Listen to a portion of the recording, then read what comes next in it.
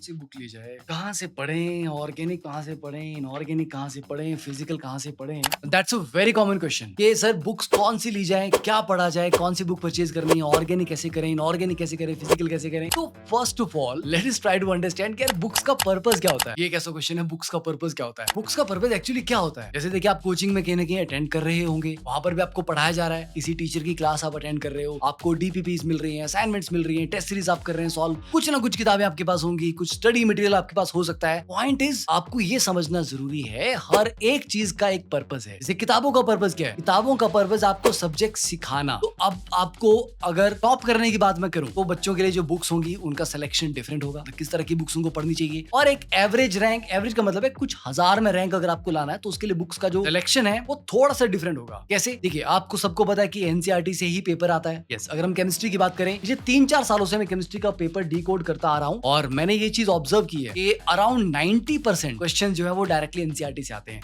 तो अगर आप बच्चे 600 प्लस स्कोर करना चाह रहे हैं, 640 650 का स्कोर करना चाह रहे हैं, मुझे लग रहा है कि सिर्फ और सिर्फ एनसीईआरटी पे फोकस करके, एनसीईआरटी पे फोकस करने का मतलब ये है कि एनसीईआरटी की थ्योरी भी कवर करनी है, उसके सॉल्व्ड एग्जांपल्स, उसके इन टेक्स्ट क्वेश्चंस, उसकी एक्सरसाइज की क्वेश्चन, उसकी एग्जाम्पलर की बुक, उसके प्रैक्टिकल की बुक, ये सारी चीजें कवर करनी है। उसके बाद आपको पीवाईक्यूज करना है। तो ये तो स्टैंडर्ड हो गया सबके लिए। एनसीईआरटी करनी है, हर लेवल से करनी है ना, मतलब theory, exercise, everything, plus PYQs आपको करने ही करने हैं। अब इसके बियॉन्ड अगर आप चाह रहे हैं कि सर हमें केमिस्ट्री में 180 आउट ऑफ 180 स्कोर करना है, तो सर कौन सी बुक्स हमें फॉलो करनी चाहिए? देखिए, अब सबसे पहले आपको बताऊं मैं कि फिजिकल केमिस्ट्री के लिए बच्चे पूछते हैं कि क्या बुक फॉलो करें। बेटा, फिजिकल केमिस्ट्री इतना वास्ट सब्जेक्ट है, इतना ज्यादा कॉन्सेप्चुअल क्लैरिटी उसमें चाहिए कि अगर आप बुक्स को पढ़ने में जाएंगे तो आपको बहुत ज्यादा समय लगेगा और वो एडवाइजेबल नहीं है। क्यों? क्योंकि टीचर का काम होता है वो कि टीचर 5 6 7 8 बुक्स पढ़ के आपको उससे जो भी पढ़ रहे हैं, जो इंपॉर्टेंट चीजें, जो आपको बताने वाली चीजें, जो आपको बताई जानी चाहिए, वो आपको बताएंगे। तो depend on your teacher. Physical chemistry के लिए आपको टोटली अपने टीचर पे डिपेंड करना चाहिए। अगर आप किताबें खरीदने के चक्कर में पढ़ोगे तो आपको समझ ही नहीं आएगा, क्योंकि कुछ बुक्स में एक टॉपिक बहुत डिटेल में दिया है, कुछ में दूसरा टॉपिक बहुत डिटेल में दिया हुआ है, कुछ में ऐसी चीजें मेंशन है जो आपके काम नहीं आएंगी। ठीक है, तो इसीलिए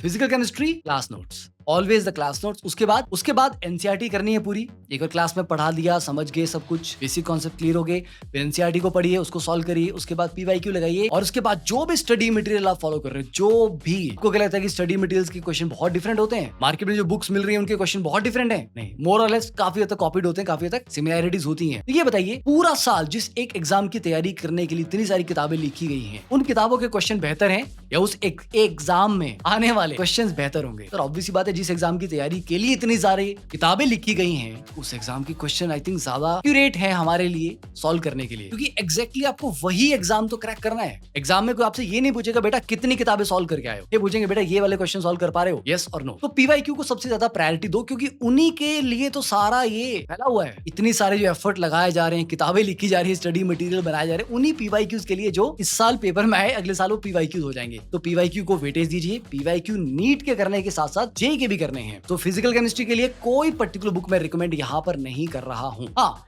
एक बुक नॉर्मली जो एमटीजी की है, NCERT at your finger tips, वो एक अच्छी बुक है जो एनसीईआरटी को अच्छे तरीके से आपको पढ़ा देती है, समझा देती है, काफी चीजें एक्स्ट्रा उसमें एग्जाम्पलर के क्वेश्चन भी है और इन्फॉर्मेशन है। तो आई थिंक वो होनी चाहिए बच्चों के पास एनसीईआरटी के अलावा। और दूसरी बात रही, अगर हम ऑर्गेनिक केमिस्ट्री की बात करें, ऑर्गेनिक केमिस्ट्री के लिए एनसीईआरटी सफिशिएंट नहीं है, एनसीईआरटी के बियॉन्ड जाना पड़ेगा। सर एनसीईआरटी के बियॉन्ड कहाँ जाना पड़ेगा? एनसीईआरटी के अलावा आपको बुक्स पढ़नी पड़ेंगी, तो जो टीचर आपको पढ़ाएंगे उसके अलावा आपके पास एक रेफरेंस बुक होनी चाहिए थ्योरी के लिए। कौन सी? देखिए बच्चे, इसमें मैं इंडियन ऑथर तो रिकमेंड नहीं करूंगा। क्यों? मैंने अपनी ऑर्गेनिक केमिस्ट्री बिना किसी कोचिंग के खुद से पढ़ के सीखी है और उसमें मुझे सबसे ज्यादा बेनिफिट हुआ फॉरेन ऑथर की बुक पढ़ के, क्योंकि वो आपको सब्जेक्ट सिखाने में इंटरेस्टेड रहते हैं, ना कि किसी कॉम्पिटिटिव एग्जाम की तैयारी करवाने में। तो आपको जुगाड़ नहीं बता रहे कि इसको ऐसे सॉल्व कर लो, उसको ऐसे सॉल्व करो, ऐसा क्वेश्चन आएगा, इसमें ये चीज करेंगे, नहीं। वो आपको प्योरली कॉन्सेप्ट सिखाते हैं। आपके organic chemistry is all about continuity. आपको पहला चैप्टर आया तो आपको दूसरा भी आएगा, तो तीसरा भी आएगा, फोर्थ भी आएगा। तो शुरुआत में अगर आपके फंडामेंटल सही हैं तो आप बहुत अच्छे तरीके से गेस कर पाओगे। क्वेश्चन को देख के आप उसका आंसर बता सकते हो कि इसमें ये होगा, क्योंकि आपके माइंड में पूरा मैकेनिज्म आपको समझ आ गया। ये होगा, यहाँ पर अटैक होगा, फिर ये चीज तरह से मूव करेगी, ये बनेगा, फिर उस पर ये अटैक होगा। माइंड में सब कुछ कर सकते हैं अगर आपके फंडामेंटल क्लियर हैं। तो फंडामेंटल के लिए एक अच्छी बुक के लिए अगर मैं रिकमेंड करूं, ऑर्गेनिक केमिस्ट्री,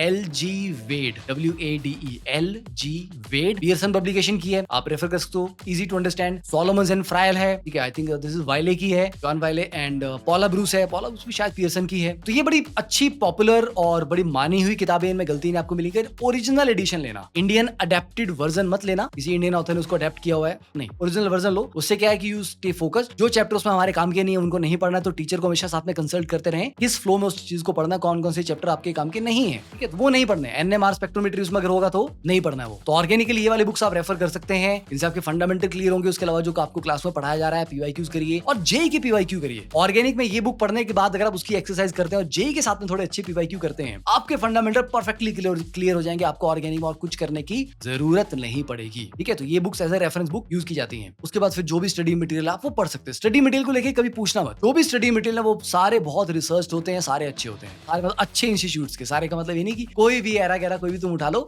अच्छे इंस्टीट्यूट्स के सारे study material are well research. Then बात आती है इनऑर्गेनिक केमिस्ट्री की। इनऑर्गेनिक के लिए बहुत सारी किताबें जीडीली एंड ऑल है ना, ये बड़ी पॉपुलर है, पर ये जेई के लिए पॉपुलर है, नीट के लिए नहीं। नीट का इनऑर्गेनिक का जो पेपर है, इवन जेई का इनऑर्गेनिक का पेपर मेंस का अगर हम बोले एनसीईआरटी से ही आता है, मोस्टली एनसीईआरटी से आता है। नीट का तो 100% एनसीईआरटी से आता है। तो नीट के लिए बच्चे इनऑर्गेनिक के लिए कोई किताब नहीं खरीदनी है, सिर्फ एनसीईआरटी लगानी है। और एक काम कर सकते हैं आप, जेई का 45 इयर्स का क्वेश्चन बैंक ऑलरेडी हमारे पास अब तो अवेलेबल है, तो आप जेई का ना सिर्फ मेंस का, एडवांस लेवल का नहीं, मेंस का बोल रहा हूं मैं, ठीक है। तो मेंस लेवल का लास्ट अगर 20 इयर्स का भी क्वेश्चन बैंक आप उठा लीजिए, उसमें इनऑर्गेनिक इतना बड़ा क्वेश्चन बैंक आएगा, क्योंकि पिछले 3-4 सालों से जेई मल्टीपल टाइम्स हो रहा है, हर साल मल्टीपल शिफ्ट, तो हर एक साल में करीब इतना ज्यादा क्वेश्चन बैंक जनरेट हो जा रहा है एक सिंगल सब्जेक्ट में। अगर आप पिछले 15 सालों का या 20 सालों का इनऑर्गेनिक का question bank chapter by chapter, JEE का भी निकाल लो, नीट का भी निकाल लो, जेई नीट पीवाईक्यू, सारे आंसर को टिक कर दो। टिक कर दो सर, क्वेश्चन तो करने हैं ना सर सॉल्व, टिक क्यों करने हैं उसके आंसर। बेटा देखो, इनऑर्गेनिक के most of the question coordination और केमिकल बॉन्डिंग छोड़ दे तो most of the question they are based on some fact, information, reaction, उसके प्रोडक्ट, उसका कलर, उस तरह की चीजें हैं। तो mostly they are facts and they are the most important fact. अब तुम सोचो, जिस एग्जाम की तुम तैयारी कर रहे हो, उस एग्जाम में या उसके जैसे एग्जाम में पिछले 20-25 सालों से जो क्वेश्चन पूछे जा रहे हैं, तुम्हें क्या लग रहा है कि कोई भी इंपॉर्टेंट टॉपिक ऐसा होगा जो इंपॉर्टेंट हुआ हो और पिछले 25 सालों में ना पूछा गया हो? नहीं सर, चांसेस तो नहीं है। तो मतलब हम अगर पीवाईक्यू कर रहे हैं तो इफेक्टिवली हम वो सारे मोस्ट इंपॉर्टेंट कॉन्सेप्ट्स कवर कर रहे हैं, वो पढ़ने चाहिए थे। तो बुक में शायद आपको शायद पता ना लगे कि क्या पढ़ूं क्या छोड़ूं, बट पीवाईक्यू करते समय ये तो पक्का यार, ये पीवाईक्यू है, ये क्वेश्चन पूछा है तो मतलब ये कॉन्सेप्ट इंपॉर्टेंट होगा। तो वैसे अगर आपके 500 क्वेश्चन बनते हैं एक चैप्टर पे, एक पे तो 500 ज्यादा हो गए, मतलब करीब 250 के आसपास क्वेश्चन तो एक चैप्टर पे बन जाने चाहिए। जैसे केमिकल बॉन्डिंग है तो 250-300 बनने चाहिए, एस ब्लॉक है 250 के आसपास बनने चाहिए, पी ब्लॉक में तो 500-600 बनने चाहिए। उन सब के आंसर टिक करो, डेली 25-25, 40-40 क्वेश्चन को पढ़ के रिवाइज करना, घोटना स्टार्ट करो, क्योंकि दैट इज इन्फॉर्मेशन। अब कोई बोलेगी इनऑर्गेनिक में इसको हीट करने पे क्या बनता है, दिमाग लगाओ, तो दिमाग लगाने से नहीं होगा। लैब में किसी ने हीट किया था,